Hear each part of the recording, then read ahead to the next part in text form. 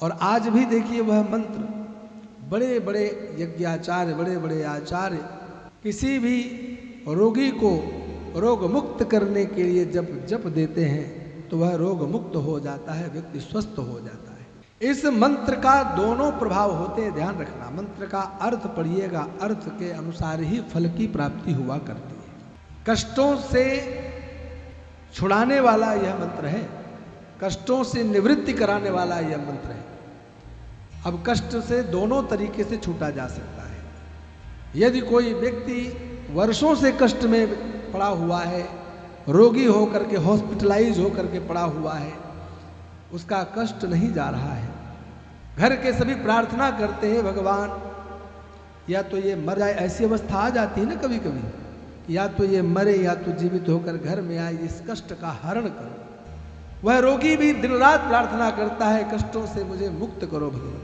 और इस मंत्र के प्रभाव से जिस प्रकार से उसका कष्ट दूर होगा, चाहे मृत्यु को प्राप्त करके और चाहे स्वस्थ होकर, जो उसके जीवन में होगा वह शीघ्र हो। जो उसके अनेक प्रकार से प्रारब्ध के आज भोग शेष हैं, इस मंत्र के प्रभाव से वह प्रारब्ध कर्म, वह शेष कर्म वहीं पर शांत हो जाएंगे। उसके लिए एक रास्ता तय कर देंगे, या तो ये मृत्यु को प्राप्त करके भी कष्ट से मुक्त होगा या सुरक्षित होकर घर में आएगा। वह उसके जीवन में शेष अवधि ही तय करेगा। यही इस मंत्र का अर्थ भी है। ओम त्र्यंबकं जजामहे, हम कहते हैं हे त्रिनेत्रधारी भगवान शिव, हम आपका यजन करते हैं। सुगंधिम पुष्टिवर्धनम, हम भगवान शिव से प्रार्थना करते हैं, त्रिनेत्रधारी भगवान शिव हम आपका यजन करते हैं, आपका पूजन करते हैं। जैसे पका हुआ एक ककड़ी का फल होता है ना, उर्वा रुकमिव बंधना मृत्युर्मुक्षीय मामला, जैसे एक वृक्ष होता है ककड़ी का, उसमें ककड़ी का फल लगता है, जब तक वह कच्चा होता है तब तक लगा रहता है, और जैसे ही ककड़ी पक जाती है ना, वो स्वतः अपने वृक्ष को छोड़ दिया करती है, उसे तोड़ना नहीं पड़ता है।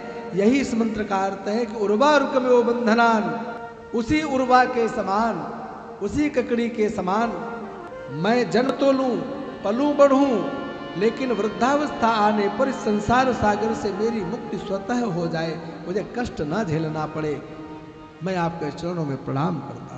यही इस मंत्र का अर्थ है, और इसी प्रकार से ही यह मंत्र अपना प्रभाव भी दिखाता है।